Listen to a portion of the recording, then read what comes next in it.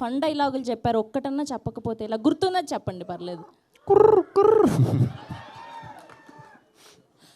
Sir ఏంటి sir Arvind గారు, మీరు ఇంత ట్రెండ్ సెట్టర్ అయిపోయారు. అసలు స్టెప్పులు వేస్తున్నారు, డైలాగులు చెప్తున్నారు, అక్కడ వీళ్ళకి గుర్తులేనివన్నీ అందిస్తూ ఉన్నారు. ఓకే, సో ఇప్పుడు అరవింద్ గారు స్పీచ్ కోసం ఎంతమంది వెయిట్ చేస్తున్నారో మా అందరికీ తెలుసు. సో ఇప్పుడు ఏమాత్రం ఆలస్యం చేయకుండా ఆ legendary producer, successful producer Allu Aravind గారిని మాట్లాడవలసిందిగా రిక్వెస్ట్ చేస్తూ ఉన్నాం. ఇంత బిల్డప్ ఇచ్చిన తర్వాత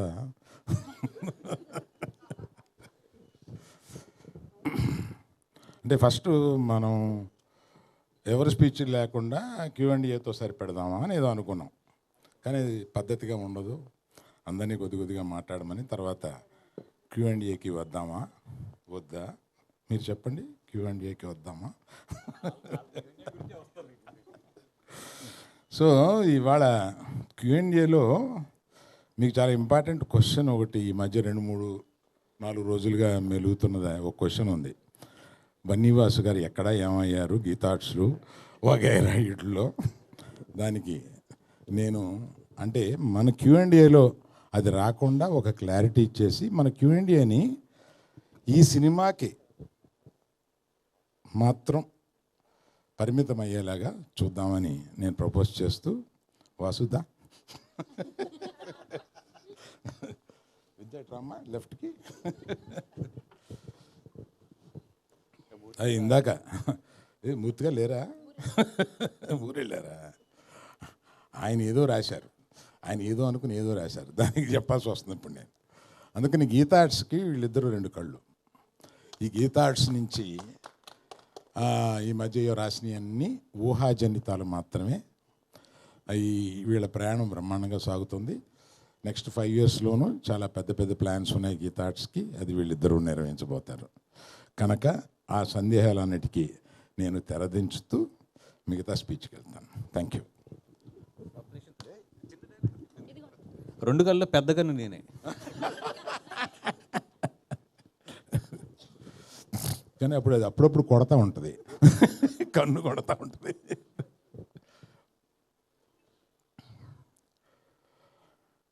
తండేల్ సినిమా సీరియస్గా తీస్తున్న ఒక సీరియస్ సినిమాలో అదే స్క్రిప్ట్లో కూర్చున్నప్పుడు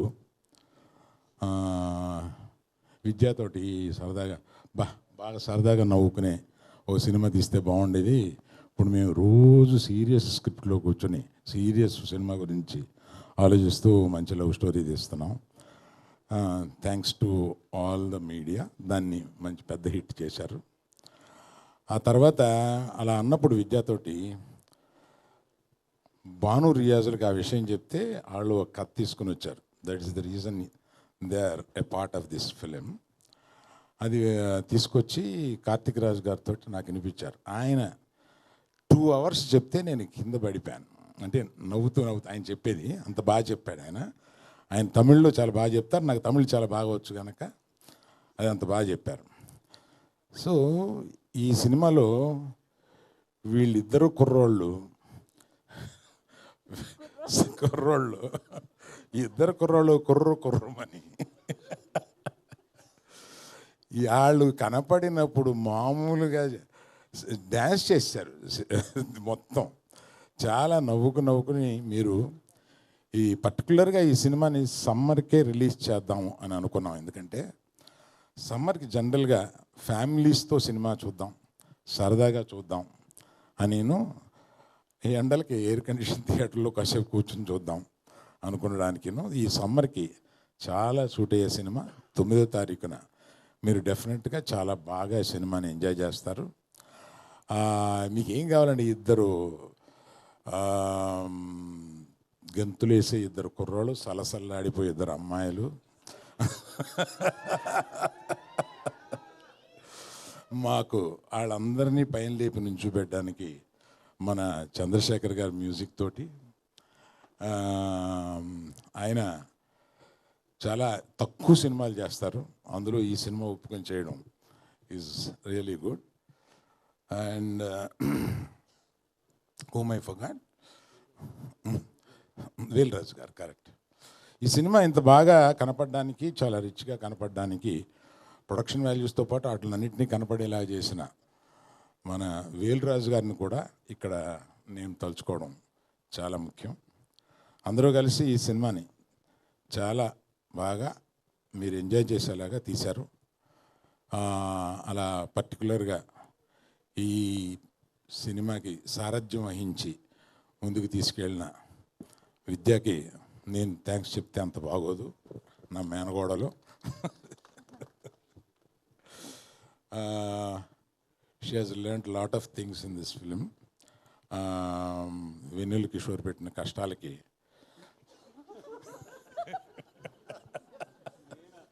నేను సరదాగా అంటున్నాను సార్, ఏదో ఒకటి అనకపోతే రియాక్షన్ రాదు కదా.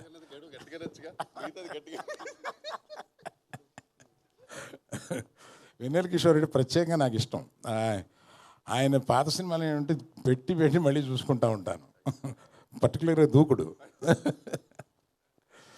ఇందాక ఈ లుంగి కట్టుకున్న అమ్మాయి, లుంగి సగంగా కట్టుకున్న అమ్మాయి ఏదో అన్నారు. సార్ విద్య గారు యాజ్ ఇట్ ఈస్ స్పెక్స్తో సహా కావాలని చెప్పారంట. స్పెక్స్ కూడా తెచ్చుకున్నా, నేను పెట్టుకోలే, మర్చిపోయాను. మర్చిపోయావా?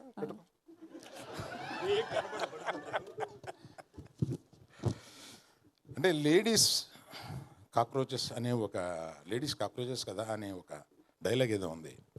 దానికి గౌక్కిని అపార్థం చేసుకుంటారేమో లేడీస్ అని ఒక వివరణ ఇవ్వబోతున్నాను. ఎందుకంటే మోస్ట్ రెసిలియంట్ క్రీచర్స్ ఒక ఇదేంటంటే కాక్రోచ్. ఎందుకు అంత రెసిలియంట్ అంటున్నా అంటే it is very popular that atomic bomb పేలినా కూడా బ్రతకగలిగిన అంత రెసిలియన్స్ ఉన్నవాళ్ళు ఆడవాళ్ళు కాక్రోచెస్ అని ఉంది ఒకటి. అందువల్ల ఆ రెసిలియన్స్ గురించి పర్టికులర్గా చెప్పిన ఆ సందర్భంగా ఉపయోగించాం కనుక దాన్ని గొప్పగా చెప్పిన విషయాన్ని గబుక్కుని కొంతమంది వంకర పడతారేమో, దయచేసి పట్టొద్దు అని చెప్పడానికి. డైలాగ్ మీరే రాశారా సార్? లేదండి అమ్మా, ఆ డైలాగ్ రైటర్ గురించి చెప్పాలమ్మా. చాలా బాగా చేశారు. భాను నందు అనే ఒక ద్వయం ఉంది. వాళ్ళు ఇది అయిపోయిన తర్వాత నాకు డైలాగ్ వర్షన్ వినిపించడానికి వచ్చారు.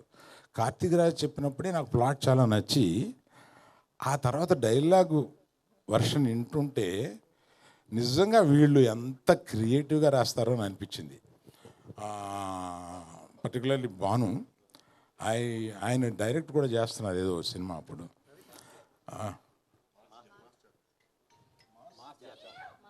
మాస్ జాతర అనే సినిమా డైరెక్ట్ చేస్తున్నారు. ఆయన దీనికి డైలాగులు రాశారు, చాలా బాగా రాశారు.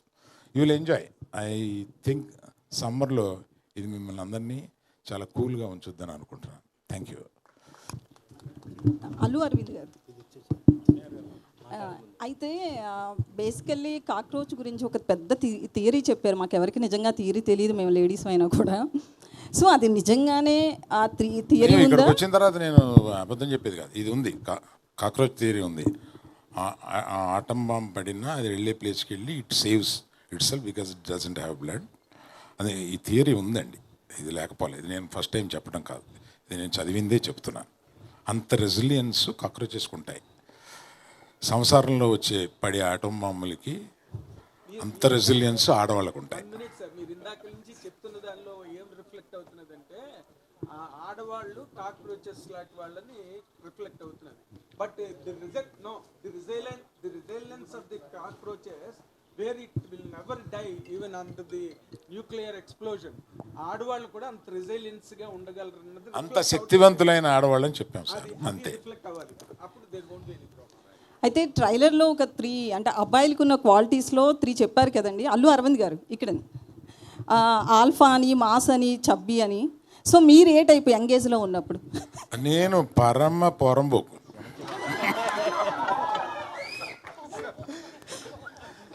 చాలా ఒక్క మాటతో చెప్పాను. అందుకే ఇప్పుడు కూడా స్టేజ్ మీద అక్కడక్కడ మీ చిలిపి చేష్టలు కనిపిస్తాయి. పరమ రౌడీ బాయ్స్లోకి వచ్చానండి నేను. అలా పెరిగి వచ్చి ఆ తర్వాత అది కరెక్ట్ కాదేమో అనుకుని ఇక్కడ సెటిల్ అయ్యి పెద్ద మనిషి అయ్యి ఇప్పుడు పెద్ద మనిషి వేషాలు వేస్తున్నాను అంతే. అరవింద్ గారు సార్, ఒక సీనియర్ ప్రొడ్యూసర్ మీరు అలాగే డిస్ట్రిబ్యూషన్లో కూడా ఒకప్పుడు యాక్టివ్, ఇప్పుడు కొంచెం తగ్గిన డిస్ట్రిబ్యూషన్లో మీకున్న ఎక్స్పీరియన్స్ గురించి చెప్పక్కల ఎగ్జిబిటర్గా కూడా ఉన్నారు. ఇండస్ట్రీలో ఏం జరుగుతుంది సార్? చాలామంది ఏదో ఇప్పుడు ఒక ప్యానిక్గా ఆల్ ఆఫ్ సడన్ సినిమాలు ఆడట్లేదు, కొంచెం హ్యాపెనింగ్ హీరోస్ కూడా జనాల ఓపెనింగ్ రావట్లేదు, ఏం చేయాలి ఎలా చేయాలని చెప్పి చాలా తర్జన భర్జన పడుతున్నారు. ఏం జరుగుతుంది సార్ ఇండస్ట్రీలో? ఇది చాలా పెద్ద టాపిక్ అండి మీరు అడిగింది. నేను మాట్లాడటం మొదలు పెడితే అది ఒక 20 నిమిషాలు మాట్లాడాల్సి వస్తుంది. ఇంకో సందర్భంగా మాట్లాడతాను. మీకు మట్టుకు మీరు అడిగిన దానికి చిన్న బ్రీఫ్గా చెప్తానండి.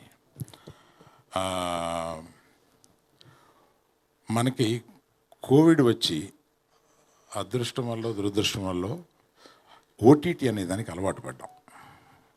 ఆ ఓటీటీ దానికి అలవాటు పడడం వల్ల వచ్చిన ఇబ్బందులు ఇవన్నీ. కాకపోతే మార్పుని ఎవరు ఆపలేరు. ఓటీటీ అనేది వచ్చిన ఒక మార్పు, ఆ మార్పును ఆపలేరు. ఆ మార్పుని మించి సినిమా థియేటర్కి రావడానికి సినిమా చాలా బాగుందిరా అని అంటే తప్ప సినిమా థియేటర్కి రావట్లేదు. కనుక చాలా బాగుంది అని అనిపించడం దర్శకులది నిర్మాతలది వాళ్ళ బాధ్యత. జనం రావడానికి రెడీగానే ఉన్నారు.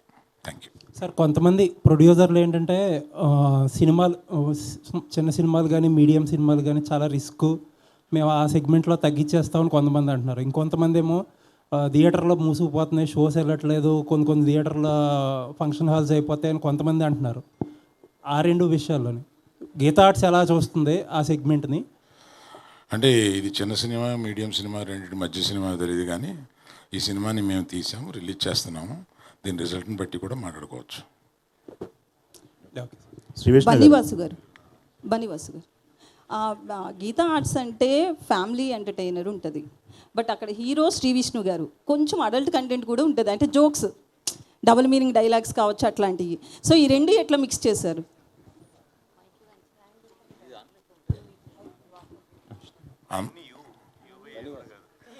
ఎవరు చెప్పినా ఓకే. వాసు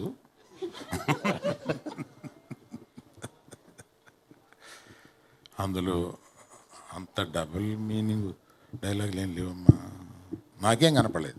నేను ఇందులో ఉన్నాయనట్లేదు. శ్రీ విష్ణు గారిది లాస్ట్ 3-4 మూవీస్ చూస్తే ఎక్కువగా డబుల్ మీనింగ్ డైలాగ్స్ ఉంటాయి. సో మీది చూస్తే ఫ్యామిలీ ఎంటర్టైనర్ ఉంటాయి మీ మూవీస్ అన్ని. రెండిట్లో ఎలా మిక్స్ చేశారని అడిగాను అంతే. నేను ఆయన ప్రీవియస్ సినిమాలు చూడలేదు. విష్ణు గారు ఇంకోసారి అబద్ధమే ఆన్సర్ అవుద్దమ్మా.